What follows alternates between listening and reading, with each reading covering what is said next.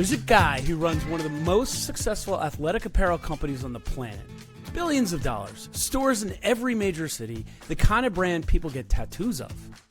If you've worn workout clothes in the last 15 years, odds are you've worn his. Here's the part nobody talks about. Before he built any of that, he was a chip designer in Calgary, worked his way up, got laid off, tried to start a surf and ski company in a city with no ocean and no mountains for skiing. That failed. Then he tried snowboard apparel, and that kind of worked. Then yoga came across his radar because his girlfriend at the time dragged him to a class. And he sat there and he listened to the instructor talk about how there were no good clothing for what they were doing. He didn't even know yoga. He didn't know women's apparel. He didn't know the retail space at scale. What he did know was that he didn't know any of it. And he started asking people questions. People in those rooms to teach him. Most of us have been trained to fake it until we know it. That's the strategy that costs most of you the most time. I'm Joe Downs. With me is Peter Swain.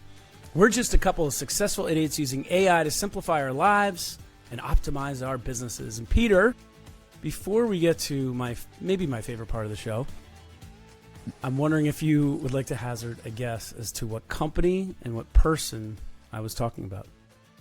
Have to go for Lululemon, surely. Of course it is, yes. And it's Chip Wilson. He's the founder of Lululemon, never did yoga, and asked the yoga teachers to teach him and then build a multi-billion-dollar brand on the back of admitting what he didn't know, which sets us up very nicely for an article I read. But before we get to it, and I struggled with this one, Peter, I wish some days I could ask you both. True or false? In Britain, admitting you don't know something is technically illegal, which is why you all answer every question with another question. I've got a no comment again. Like, it's one of the funny things about this whole little wonderful segment is I think there's an assumption that I like Brits. I'm not too fond on the average day. Obviously, I'm not writing these, right? but Claude seems to really have it in for the Brits. It's enjoying it. Let's let it run with it. I was doing a segment yesterday on the greatest thing about America, and my summation is it's DoorDash. I love DoorDash. I love DoorDash. Like, oh, I want a insert blank here. Give it 13 minutes and it will be out the door. All right, let me ask you this one because I don't think I'm ever going to be able to ask it again. The most British thing in the world is asking for help while simultaneously apologizing for needing it and then refusing the help when it shows up. I mean, that is slightly true. Somebody once asked me for directions. They pulled over their car to ask me for directions. And my answer was, yeah, if you go down this road, turn left, and then there's a store 3 down where you can buy yourself a sat nav. You really don't like Brits. I'm not that keen.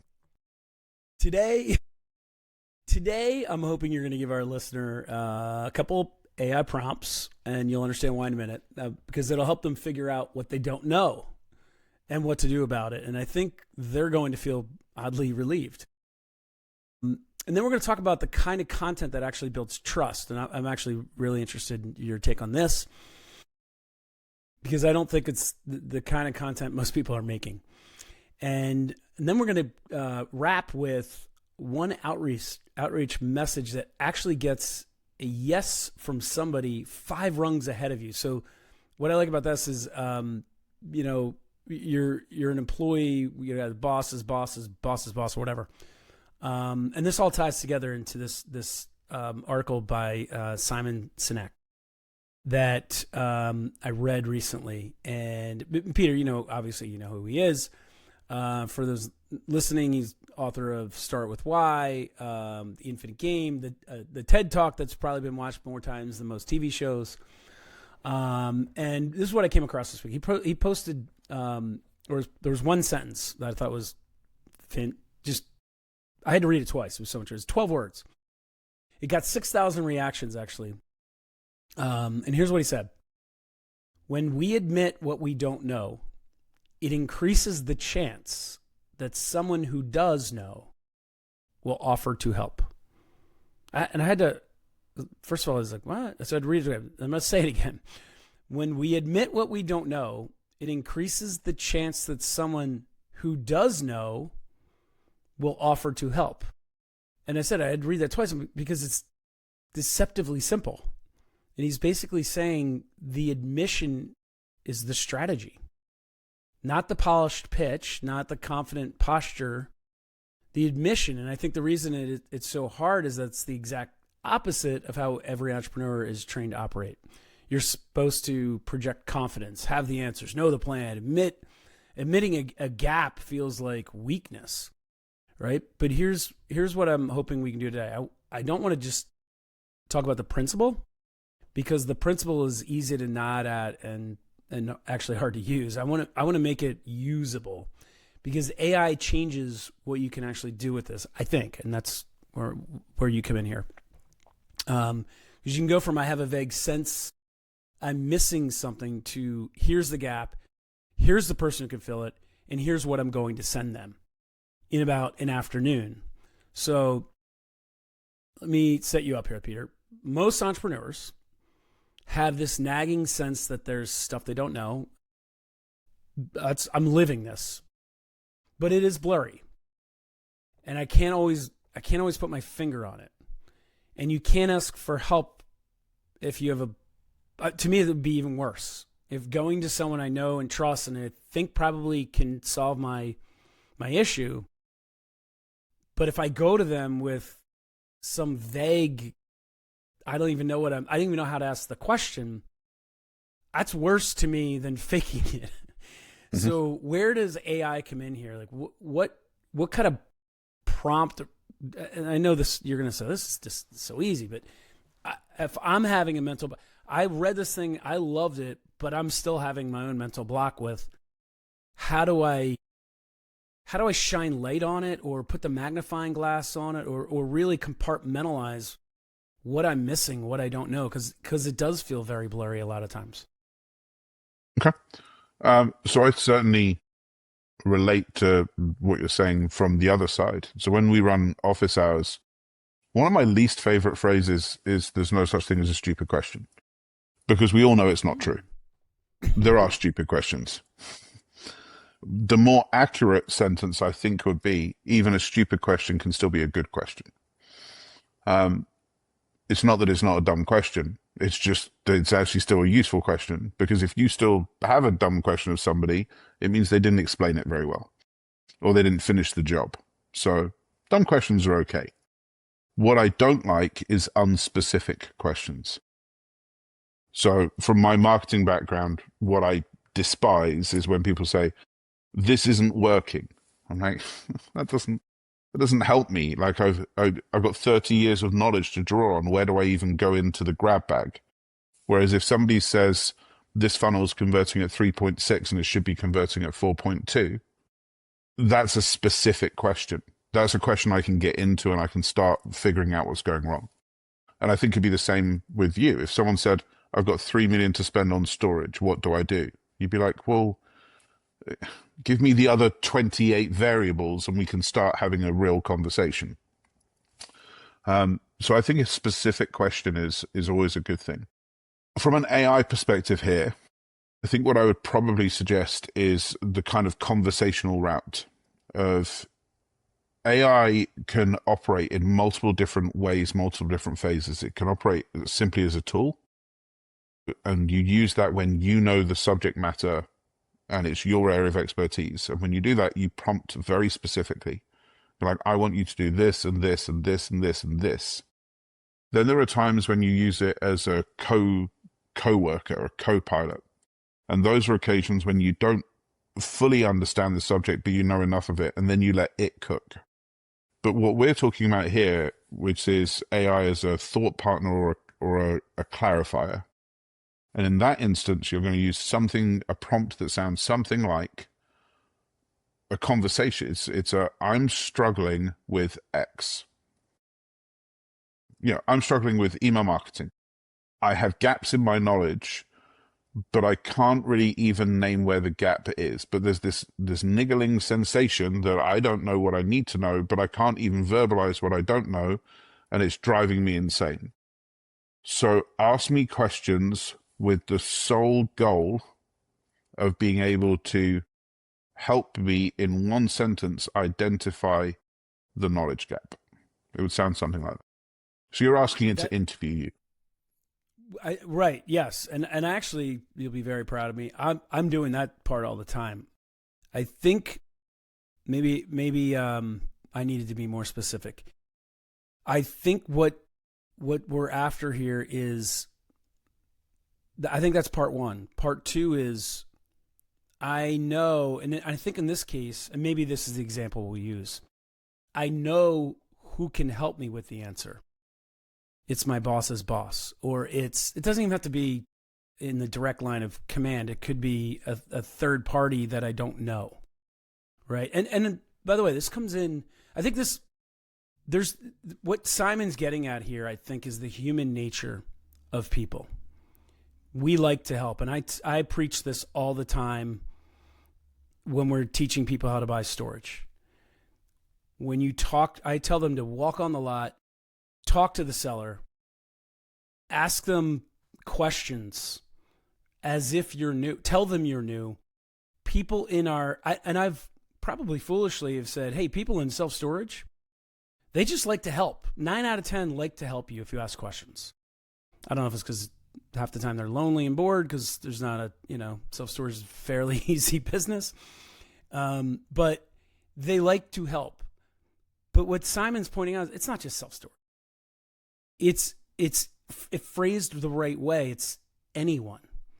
So I think you just gave part one, but part 2 and 3 are missing for me, which is, how do I identify? I might already know who I want to ask for help. Or maybe through the process of step 1, it can help me identify who I should be asking for help. But then how do I ask them for help? What are the ways? How do I use AI to identify what I don't know, identify who does know it, and then give me the pitch, I guess. It's the pitch to get their help. Yeah, so, well, first of all, let's just make sure. So first of all, everybody does, again, 9 out of 10, everybody does share this same thing. We have mirror neurons. Mirror neurons are only activated when we are in conversation with people that we feel a likeness with. So we want to help, anthropologically, millions of years worth of evolution, we want to help people in our tribe. And those tribes are transient. So self-storage is a tribe. The Phillies are a tribe. The Jets are a tribe. We want to belong to tribes, and we want to contribute to our tribe. It's hardwired in us. And I think the beauty of what Simon said is in that you increase the chances. Just take you and me, Joe. If you don't know that I've got a problem, how can you possibly help with the problem? So the first part of going, hey, I've got a problem, or I've got a weakness, or there's something I need help with over here, it has to be mathematically the first part of the equation, because otherwise the other person can't help. So it's certainly, definitely, absolutely true. And it also points to one of the really sad parts of human psychology, is we assume that everybody else is different to us. And it really is quite sad, because if I ask anyone that's listening now, do you want to help your best friend? They're like, of course I do. And then if I ask them, great, so the last time you needed help, did you ask your best friend? They go, well, they were probably busy. Right? Come on, you literally just said that the way that you show up in the world is wanting to help other people, and yet you perceive that they don't want to help you.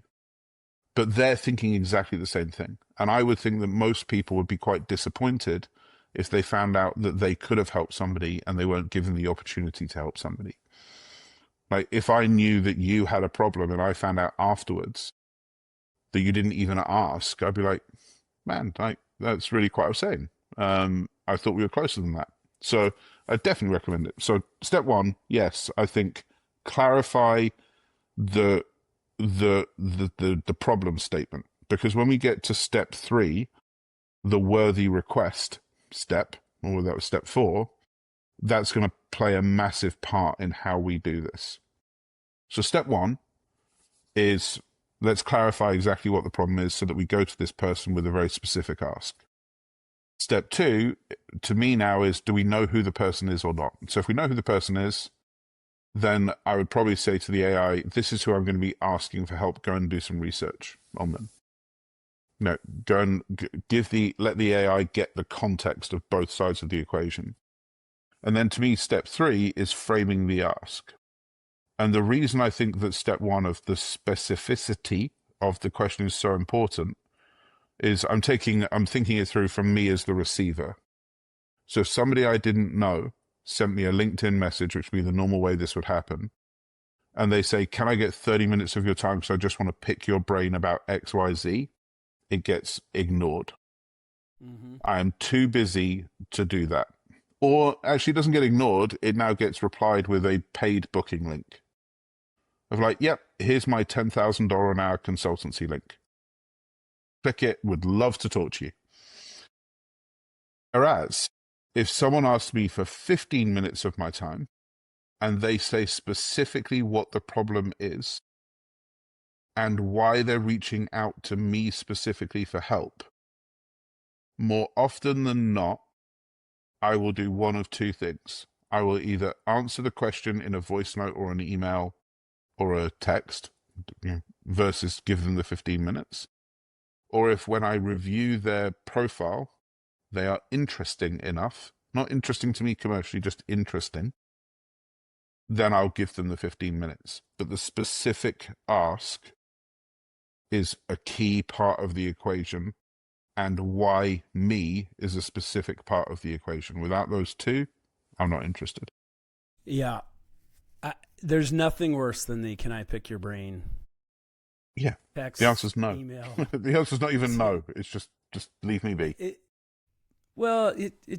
It's lazy, and I think that's the point you were just trying to make here too. It's how presumptive that you're assuming I have and want to spend 30 minutes with you in your example. It's just as an open brain to pick. Like, oh, sure, just 30 minutes of my time is now yours. Versus, hey, I would like to help you. What is the extremely specific thing you need help with? And if that becomes 30 minutes, well, that's because I enjoyed giving you that 30 minutes in that moment. Or if I didn't, 15 and you're done. Here you go. I agreed to 15. Can't help you beyond that. I think that is so right. And you made a point earlier about people would be upset if they found out they had this knowledge and we were friends. We had a certain specific knowledge and you didn't come to me asking about it. That happens to me all the time with real estate or, with friends and family. Oh, I did that. What? You did what? I'm right here. I'm a text away, a phone call away. Why would you make that Put mistake? me in, coach. Yeah. It's like, and that's friends, right? I mean, that's how I feel about you and Doug. If either of you had told me you wanted to become a fan of an NFL team, I would have clearly discouraged either of you from the Jets and the Cowboys. But that's just if me I'd being known a you, good I'd friend. have. But I didn't know you that. I didn't know you. But that's just me being a good friend. I think on that one, you might have actually let me go through the pain just for your own personal pleasure. No, I like you. Others I would have. Go Birds. It's going to come good. This is the season. I'm telling you, it was a great draft. Oh, my goodness. The great thing about sports is hope does spring eternal. Like every Jets fan, this is the year. You sound like you're past the point of no return. All right. There's always the Browns, so you could level up. All right. So the fantastic point you just made. Now let's say someone runs, they go through those prompts and they've got their gaps, right, where they need help. Sinek's whole point is that admitting the gap is what creates the opening. But most entrepreneurs are terrified to admit anything in public That's another thing we didn't even talk about. Do you do this publicly or privately? Because they think that'll cost some credibility. But even reaching out to somebody can be considered public, especially if you don't know them. A friend is one thing. If you don't have a relationship, that would count as publicly to me. That's a real fear. How do you flip that? Well, we've talked about this before, of like using AI to reframe those fears and to find what your specific, like when I was and I'm back into this now again, but when I was really looking at how much weight I could release and working through that, one of the custom instructions that sat in Jet's the name of my AI for anyone that got a bit confused then, was to gut punch me as and when required around my weight. And we went through a training exercise where I taught her what a good gut punch was and what it wasn't. So she would end up saying sentences like, this is quite public. She would end up saying sentences like, perhaps you should tell Olivia you really don't want to walk her down the aisle. You say you care about your kids, but apparently you don't care enough not to eat a cookie. It's like, oh, ouch. Ouch. Because when you're trying to, in my case, when you're trying to reverse habits that are so deeply ingrained, you don't even know that you're running the playbook. Because at the time I weighed 165 kilos, which is 350 pounds. If you weigh 350 pounds, you are running some default habits that you don't even know are happening. There's so many things that you're doing wrong. So when I gave like Jet just a picture of my food, those were the kind of responses I got. And not all the time, because she was smart enough to know when to lean in and when to lean back out again and look at patterns. But AI can be one of the greatest private confessionals of what's good, what's right, what's bad in your life, and can help you figure it out and process it. I think AI can help save marriages, help release weight, help people get over this fear of vulnerability, because as we walk into a more AI first age, which is unarguably now what's happening, I believe, human connection is going to be the most valuable currency that we have.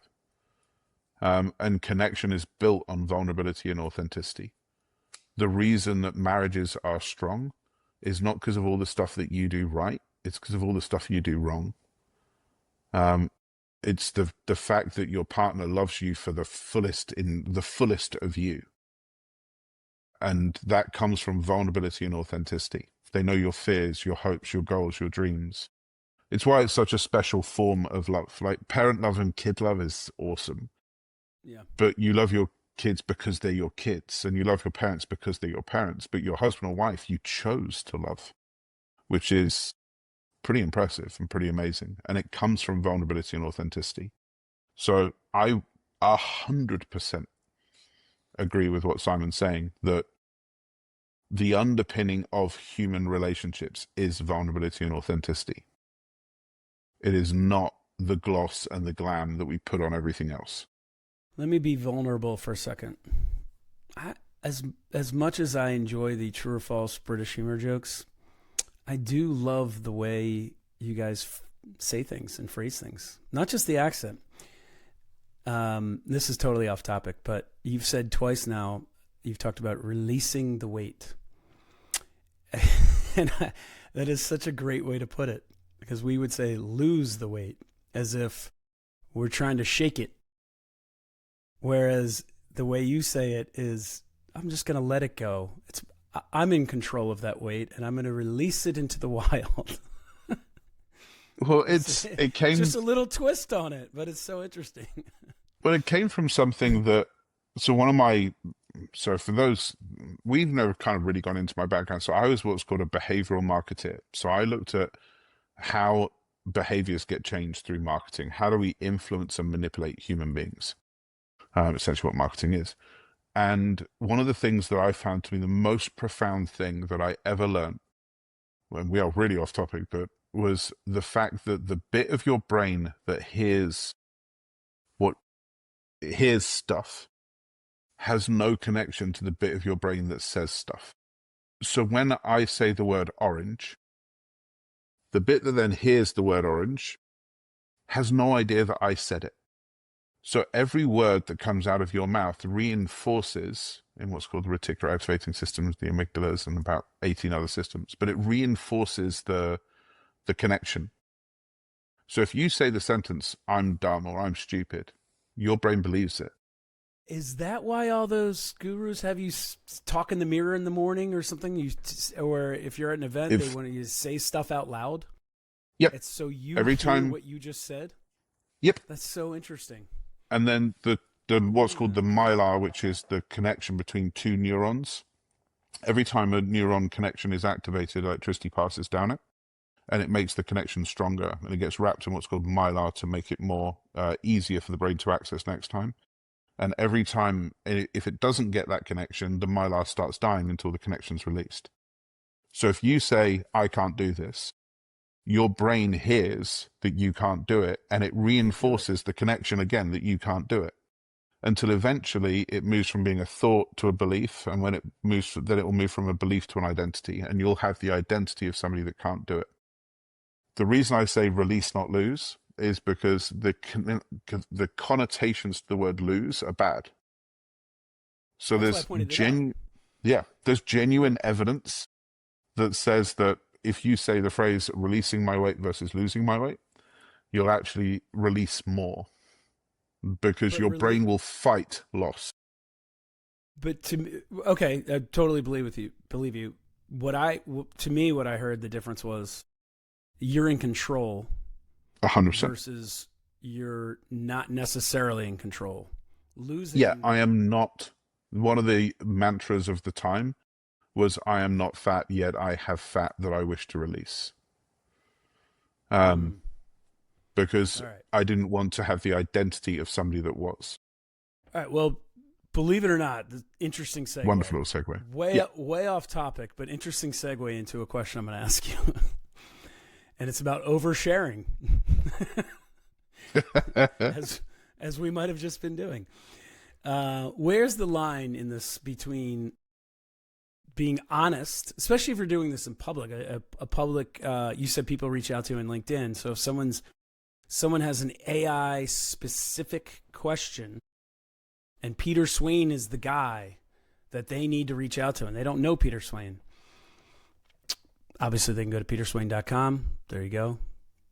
Little shameless plug. Where's the line between being honest in that post, that message, whatever, and oversharing? Because there's a version of this where people just turn it into a confession booth, and that could get weird. So is there a prompt you can use in AI that puts guardrails? Yeah. I think organizes the thoughts might be a better way to put it. Yeah, I think you always want to be respectful and mindful of the person you're asking help for, because if they're a few rungs up on the ladder from you, there is a good chance that their time is more of a premium to them than it is to you.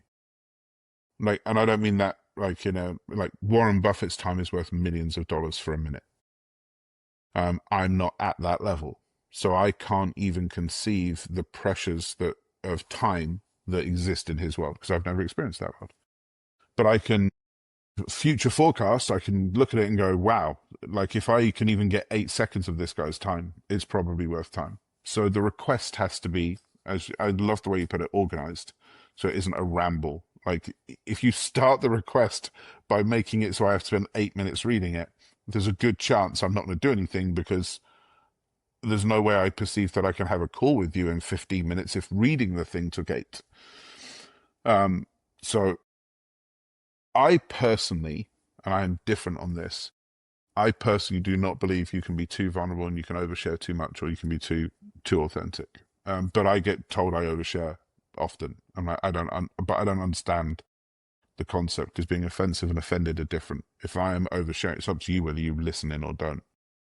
I would say that the answer to your question in this, making a request of somebody you don't know, is you can't share too much unless you make them feel uncomfortable. So if somebody said, I'd like your help with this because my daughter's dying, I'd be like, even if it was true, I'd be like, that's a dick move. Mm-hmm. Because this is emotional blackmail now. Like you're know each other well.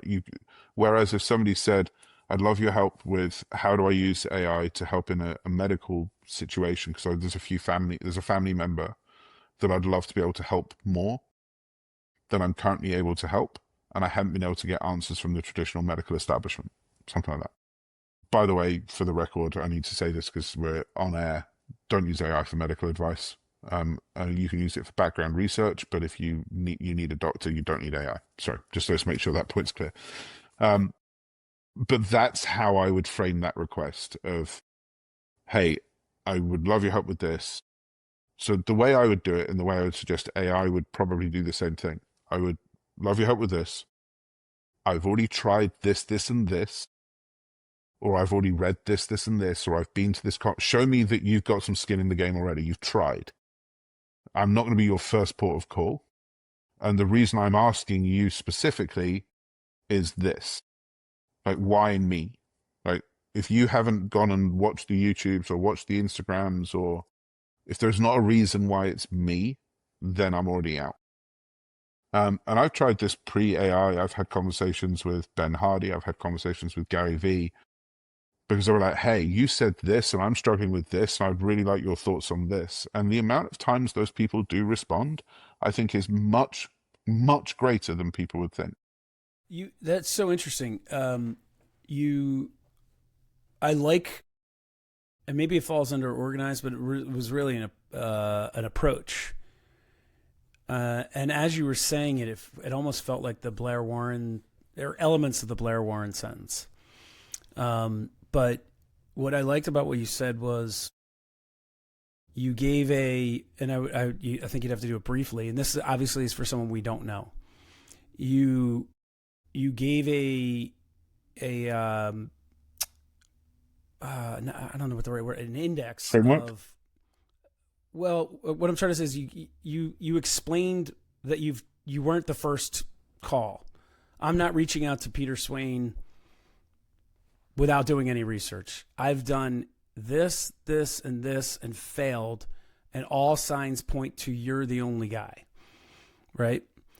I think that approach, and the reason it made me think of Blair Warren, I'll read this sentence for everybody in a second, but the reason I thought that was brilliant is because there's an element of a puff piece in there, right? If I'm the intended target, or if you are, it's got to feel good that, and a little bit, that someone has done their homework, done their research, they've struck out everywhere, or they've tried others and everyone's pointing to me or pointing to Peter Swain or whatever it is, right? Yeah, like if in your space, Joe, I'd be saying like, hi, Joe, I was hoping you would be able to help. We're about to invest $1.4 million in a storage facility in Michigan. This is family money. So it isn't throwaway money, and I really do need to skew the odds that it would work. There's two specific points in the deal we're not sure about. I have read this book, watched these videos, and been to this conference and haven't found the clarity I'm looking for. I recently saw a YouTube episode of you talking about XYZ, and I'm pretty convinced you might be able to help. Would you be open to gifting me 15 minutes of your time to help with this? If that's too much of an ask, in brackets, I completely understand. If I could send it via email instead, maybe, would that be a good way to proceed? Thank you in advance for your consideration. I would be incredibly grateful, but understand you're a busy guy. Kind regards.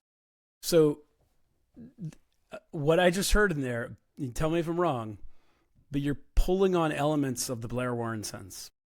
So if you wrote it's all pulling on the same thing. So the base, let's go up one from Russell, up one from Blair, and let's just go back to human psychology. A confused buyer does not exist. So if we're looking for somebody to say yes to something, if they're confused, they won't say yes. And it's basic level neuroscience, which is the brain is trying to expend as few calories as possible in every single interaction it does. So if you look at something and there are gaps in the request, you'll just go, I don't have time. I'll put it on my to-do list to do later, which is called the I'll never do it list, because there's gaps, so it doesn't make sense, so it doesn't compute. So when we're writing persuasive copy in the Blair Warren, or we're writing a worthy request, we're doing the same thing. How do we remove every point of confusion that the other human that's receiving this communication can receive? And AI is a triple A star at doing that, of going, this is what my request is, remove the elements of potential confusion. We're really bad with our language. Like, I just did it. I used the word bad. I didn't mean that. I meant inaccurate. AI is really good with its use of language. I didn't mean good. I meant specific. And those words are different, because as another human reads it, they go, bad with language? What does that mean? That you curse, or you don't use it properly? Or whereas the word inaccurate and specific, another human goes, oh, that's what you meant. Got it. I understand. So I would AI to clarify what we're referring to as a worthy request. AI to clarify a worthy request is an insanely good use case.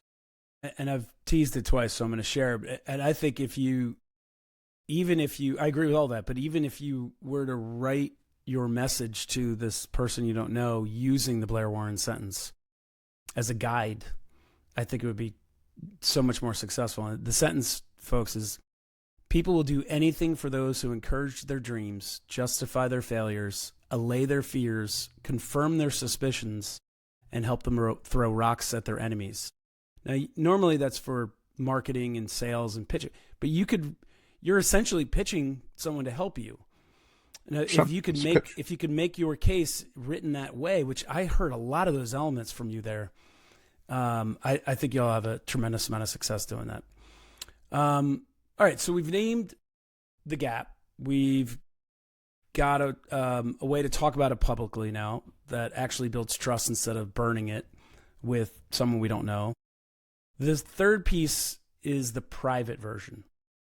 So Sinek's post is really about reaching out to a specific person who can help. And Peter, the entrepreneurs I know are terrible at this. They either don't ask, or they ask in a way that feels desperate. And we just kind of covered a lot of this publicly. It's the same. I think it's going to be the same message, but I want to hear, is there anything you would tweak if it's someone we do know, because there is an element that's different here. I just thought of it. Peter Swain, or I won't use you, I'll use Joe Downs. Joe Downs is one of many people who have storage knowledge, right? So if I am looking for help from Joe Downs, I can write a message using Blair Warren and hope I get them. But I could also send that to 5-6 other people. There's really no risk if I don't know this person, right? When we're talking publicly, if I don't know them, they don't know me, they didn't risk much, right? If anything, if it was well written and I didn't respond, technically I'm the one that didn't get back to them, right? They didn't do anything wrong from a publicly embarrassment or anything standpoint. But when it's somebody you do know, someone you're going to see again, someone, whether you work in the same building, same office, whatever, or you belong to the same golf club, or you both have kids in the same school, right? Someone you are going to run into again. It's a little different. Maybe the messaging isn't, but I think it has to be, because there's a little more at risk here. I'm also actually, I think the messaging, there's an important part of the message if it's somebody that you do know that isn't present if you don't know, which is to tell them what you're going to do with it. So what I mean by that, you said like a handful of people. If you reach out to me, Joe, and say, I need your help with this, and I go, sure, how can I help? Let's jump on a call, I'll give you the answers, I'll do whatever I need to know. There is going to be a part of me, no matter what I pretend otherwise, that is going to feel slighted if you then don't do it. Or if you took somebody else's advice and went in a different direction. Whereas if you say to me, hey, could I pick your brain on this? I don't know if I'm going to go with whatever. I still want to figure it out myself. I don't know if I'm going to use the answers you give me, but I would love your perspective.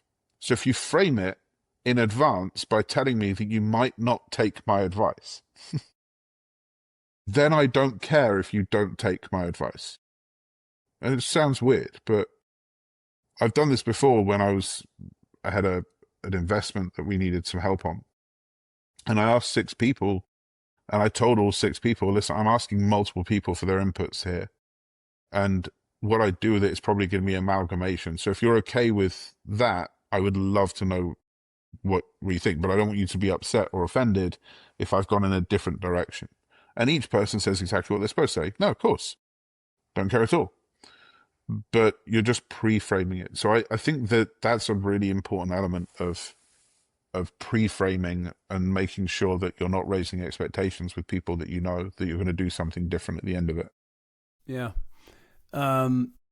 Peter, let me ask you this, because I'm thinking about this. All sounds easy and well and good. Do you know the irony of this whole episode? It keeps pointing out something that I realized the other day. AI is super simple. Humans really hard. Well, perfect segue. Because I was literally just about to say, we've given some prompts, you've given some analogies, you've even given some scientific behavioral reasons and patterns for why certain things happen or how they happen. But we're still human. So it was really funny you just said that, because the next thing I want to ask you about is, how do we get beyond being human? And part of the human thing that AI doesn't have, it's not a disease AI can catch, and that's the embarrassment factor. How do we get over ourselves, our own human emotional feelings about being embarrassed by all of this? Because really, that's at the end of the day the stumbling block, right? Everything you've just said on this episode, you could absolutely go execute if you can get out of your own way. 100%. How can AI help us get out of our own way? So here's a question for you, Joe. Do you identify with the sentence having a growth mindset? Do I? Yes. Yeah. Most people say yes. Do you identify with somebody that willingly fails? Unfortunately. Good, because those are the same sentence. Because you can't grow unless you're getting stuff wrong. It's not possible. So when people are like, oh, this hurts, this is painful, this is embarrassing, this is frustrating, it's like, good thing you have a growth mindset. And they're like, what? I'm like, well, this is where you get to learn. This is where you get to grow. So you're either somebody that wants to learn and wants to grow, in which case maybe you should seek out some more of these embarrassing situations. I had a friend of mine when we were kids. He used to go into a nightclub, and he would walk out and go home with a girl within about 45 minutes every time. It was so annoying. But this was his playbook. He would walk up to somebody and say, hey, do you want to go to bed? It was slightly different words. I'm sanitizing this for the sake of being on a podcast. And at least 3 and 10 times he'd get slapped. 6.5 times out of 10, they'd just walk away. But within 45 minutes, reliably, he found somebody that went, yeah, okay. It's every single night. He had no embarrassment gene in him at all. He could just walk up to someone and say the thing and they'd slap. Literally 3 out of 10 slap. 6.5 out of 10 weirdo. 45 minutes later, he'd be like, see ya. I'm like, what? How do you do this? He went, I just ask. And eventually somebody says yes. So anyway, that's completely not AI at all. But we go back to this same core concept of AI can be your ultimate confessional booth. And AI, if you are vulnerable with AI, it's the easiest thing to be vulnerable with. Being vulnerable with a human is hard. Being vulnerable with AI is really easy because the robot can't judge you. It does not care. It doesn't have the ability to care. So it's going to say, well, why do you think that? What do you think is going to happen in your life if you continue playing that thing out? You know, ask it to help you solve that problem, or up level. It's not a problem. It's part of the beauty of being human that we have these stupid, crazy beliefs. We believe that people care. Most people don't. So it's as simple as just tell it. I know ABC, or I know Peter Swain. In his mastermind.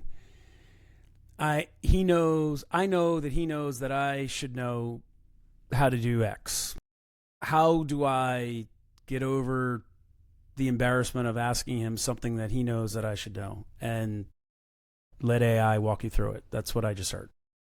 Yep, and if it's not working, tell it it's not working. Like, remember, it's a conversation, not a prompt.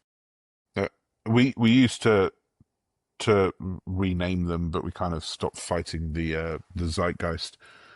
We used to not refer to them as prompts and refer to them as conversation starters, because that's really what they are. They're not prompts; they're a conversation starter.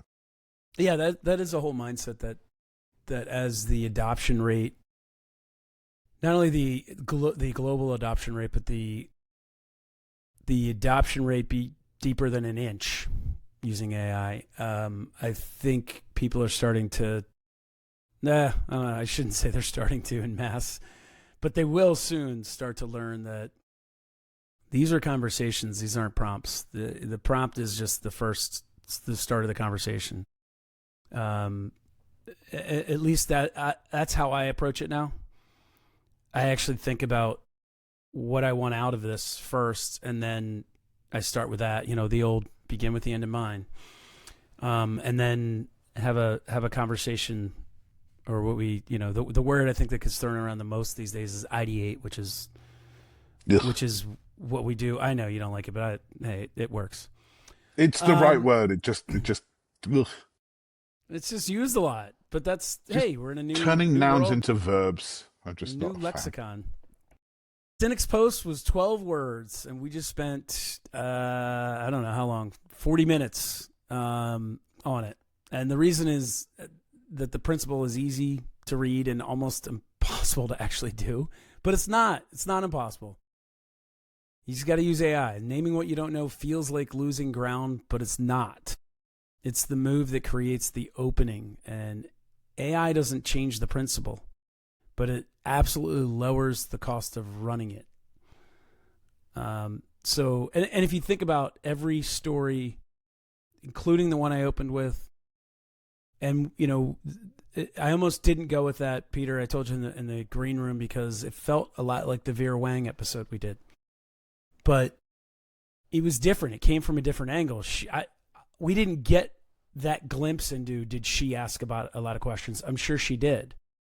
But what I loved about this was that he comes right out and says it. Look, just start asking questions. And thank you for polishing that, because AI helps you polish it so you don't just start, spraying questions. But it certainly, that's, if you think about any success story, I think they were curious. I think they asked questions. I think they were humble enough to know they didn't know, and they learned. And I think curiosity is one of the greatest superpowers a human can have. The moment you stop being curious, again, we go with the same subject. The moment you stop being curious about your husband or your wife is the moment your marriage is over. Like, curiosity is an insanely powerful driving force.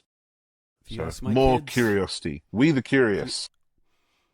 I think my kids will probably put "Be curious, not judgmental" on my gravestone, because I say it to them so much. Folks, if you want to go deeper into what Peter and I do, I'm at storagemoguls.ai. We're a real estate and self-storage entrepreneurial education and development company. And Peter runs a mastermind, which I'm a member of, for entrepreneurs. I highly recommend it. You can find out more information at peterswain.com. Love the emails. Keep them coming. idiots@successfulidiots.com. For Peter Swain, I'm Joe Downs. We are your successful idiots. Thanks for listening. We'll see you next week.